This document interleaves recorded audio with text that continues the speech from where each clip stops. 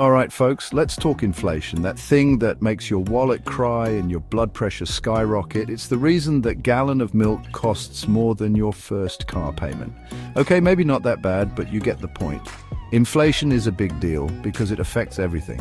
Remember when you could buy a decent used car for the price of a new laptop? Yeah, those days are gone, my friend, and don't even get me started on rent. Let's just say landlords are starting to look like Bond villains these days. The worst part, inflation eats away at your hard-earned cash.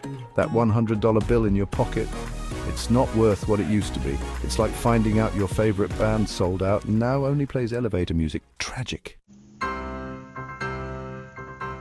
So, what causes this economic nightmare fuel? Well, it's a combination of things. It's like a bad potluck, but instead of questionable casseroles, we have government spending, supply chain issues, a tight labor market, and high demand.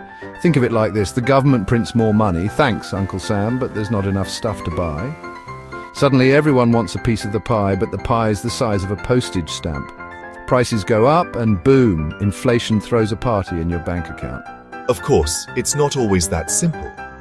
Sometimes, the global supply chain goes haywire, looking at you, pandemic, making it harder to get goods.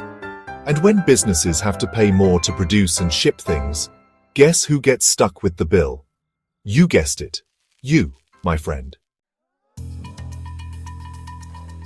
Now let's talk politics, baby, because what's more fun than watching politicians try to explain economics? Trump and Harris have very different ideas about how to tackle inflation. In his infinite wisdom, loves a good tax cut. He's like that friend who insists on picking up the tab but then forgets his wallet at home. Sure, tax cuts sound great in theory, but they can also lead to more spending and, you guessed it, inflation. And let's not forget his trade wars, which are about as effective as a screen door on a submarine. On the other hand, is all about targeted spending.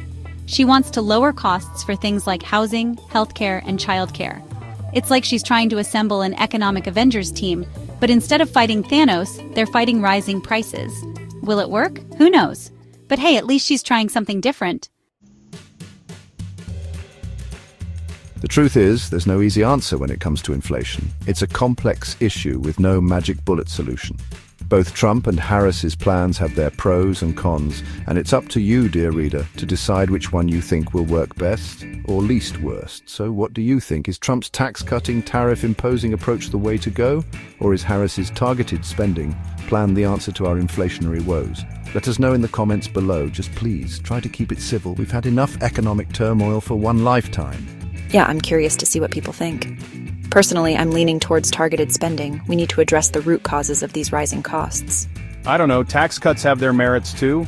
Less government interference could mean more room for the economy to grow. But hey, let's see what everyone else has to say. And remember, if all else fails, we can always count on Kamala Harris to, well, keep us entertained.